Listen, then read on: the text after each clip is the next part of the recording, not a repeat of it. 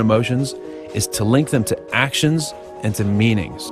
So in this case, Tony's having Tawny understand exactly what she already does with her physiology, her language, and her focus in order to feel depressed. Because feeling depressed has certain requirements from your body, right? There are certain things that you could do with your body that would not be compatible with depression. And so people tend to think that they can't control their emotions, but you do have control over your body. You can choose what we call your triad, your physiology, your mental focus, and your language, your words. And it's because you can choose your triad that you do have power over your emotions. Now, by the way, we're not talking about faking or positive thinking your emotions, all right? We're talking about understanding what you're already doing to have the emotions that you already have, and then knowing how to make small modifications and the actions that will bring more fulfillment and happiness in all of your relationships. So let's go back to Tony and Tawny as they understand the choices and the patterns that are currently making her depressed and which can be shifted to transform her life within one conversation. When she gets tired of being sad, she gets pissed. Am I right? Yeah. I call this a crazy eight. She gets really depressed and tired and feels helpless, and she gets tired of feeling that feeling. I'll explain why later. And then she gets pissed, which makes her feel strong for a short time. Then she's tired of being pissed, so she goes back to connecting with herself and feeling sad again. And she gets tired, then she gets pissed. True or false? So this is a very simple pattern, and it's not unique. And she's good at it because she's practiced it for years, true? I'm a master. Yes, I can see that. And she's proud of it. For Tawny, depression is a way for her to connect and commiserate with herself. However, when this depression begins to make her feel too weak, she snaps out of it with anger. This emotional pattern of alternating between sadness and anger is called a crazy eight. Many people live most of their lives alternating between these two emotions. Especially when some guy gives me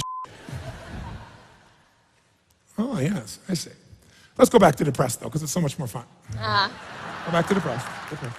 Notice she knows exactly where to go. Does she know what to do to get depressed, yes or no? She would have you believe that happens to her. When all I do is tell her to do it, and she goes, okay, I know exactly what to do. Go ahead, get depressed. Get back to 9 level of depression again. Don't go to 10. Thanks. You nod your head when you're back to 9.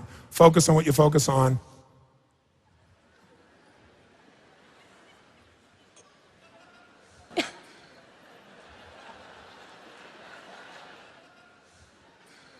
Is this a Freudian thing? What's that? Is this a Freudian thing? I don't know, you tell me. All I know is you keep twisting that thing real tight.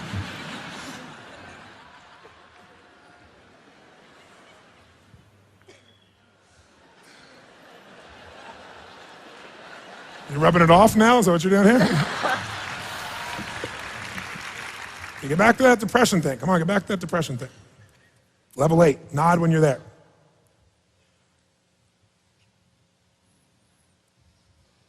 Okay?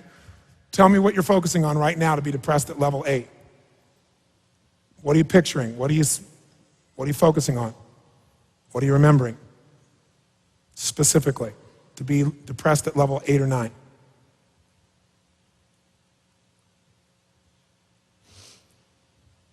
I don't know. Pardon me? I don't know. You're not there?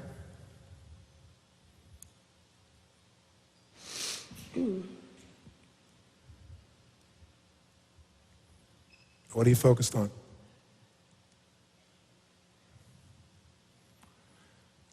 The men that you can't trust from your past.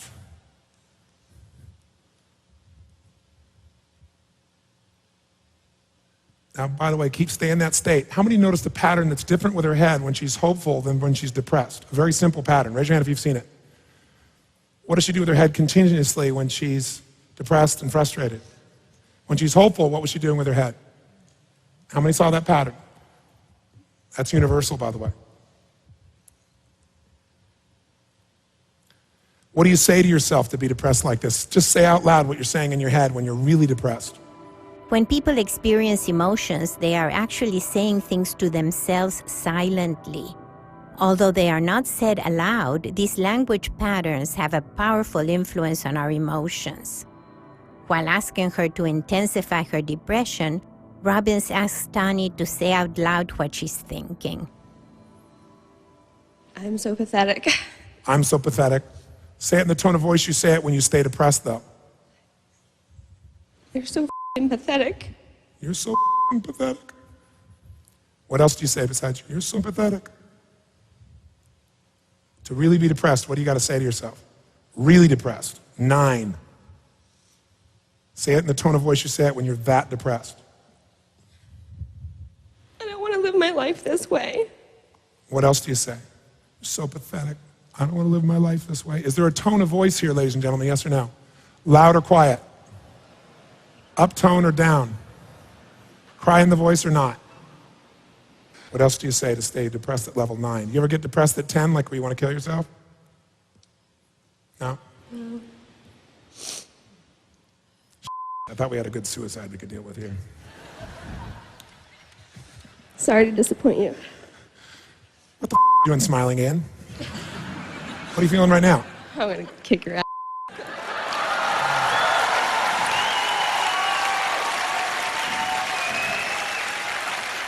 Notice, how fast can we take her from depression? How fast can we take her out of depression? How fast?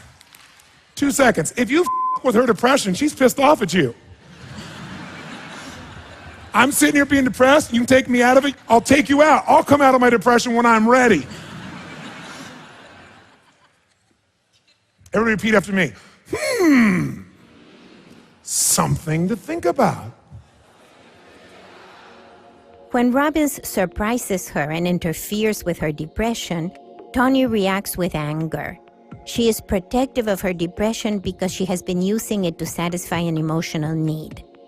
Take a moment and ask yourself, if she protects her right to be depressed by being angry, how would that affect her relationships? What would happen if someone tried to help her overcome her depression? Do you know anyone who protects his or her depression or another destructive emotion? For Tani, this is a turning point. She sees the way she uses depression, and she will look for new ways to meet her emotional needs. So we now know what she does when she's pissed, and we know what she does when she's depressed, and she seems to snap back. Let's go back to hopeful for a second.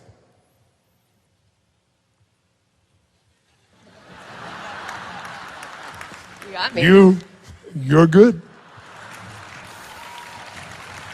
You're good. This is why you get paid the big bucks. That's right, honey.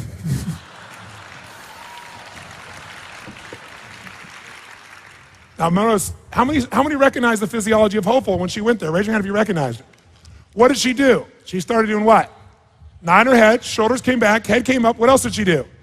Started to smile. So can she go from depressed to hopeful instead of depressed to pissed if she chose to? Okay, let's get that. These are wimpy states. Have you ever had a state of pure ecstasy? Oh, yeah. Or is that what you're pissed about? No. That's not my problem. That's not a problem. Look at this big smile. That's not a problem. Good. What are you feeling now? No, don't change. What are you feeling when you're smiling like that? There you go. What are you feeling right there? Excited. Excited. That's nice.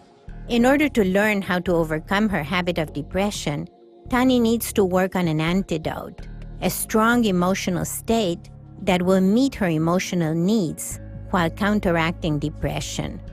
Robbins will suggest that she train herself in the emotion of ecstasy. I'd like you to think of a specific peak experience in which you experienced a peak of ecstasy. I'm talking screaming ecstasy. Can you think of... Can you remember a particular moment? Oh, yeah. I'd like you to go right before the peak of that moment. I want you to remember right near the peak of that experience, sincerely. Can you actually put yourself there and remember it? And as you do that, I want you to step into that image as if you were really there. And breathe the way you're breathing right near the peak.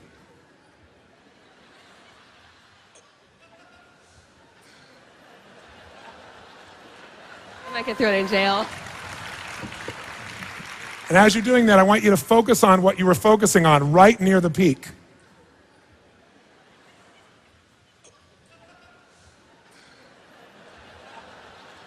And breathe the way you were breathing, see what you were seeing, hear what you were hearing. Were you making sounds at this point? Were you seriously?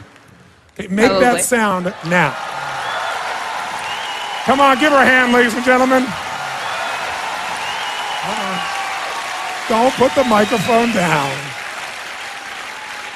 Give yourself the gift. My point is really simple. Instead of getting the point intellectually, get at the point in your body. Because intellectually you go, yeah, I know this. Do it in your body. Actually put yourself there and feel it sincerely. And make the sound. It can be playful. I don't think there's anybody who hasn't many sounds. Make some noises of your own, ladies and gentlemen. Help her out. Okay. See what you saw. Breathe the way you were breathing near the peak. Move the way you were moving. In your body, feel like you're moving that way. Now make the sounds at the peak that you're making, some of the sounds on the count of 3, but really sincerely do it with your voice the way it really would be. 1, 2, 3, go. That's how loud you were, huh? Make the sounds, go for it. I'm modest. You weren't making any sounds? No, I was making sounds. Were you really spiritual? Like, oh God, or were you more like, do me, more? There we go. There we go. So it was the do me more kind of thing. Now notice the head's moving faster now. Now, what are you feeling right now? Stay in that state. What are you feeling right now?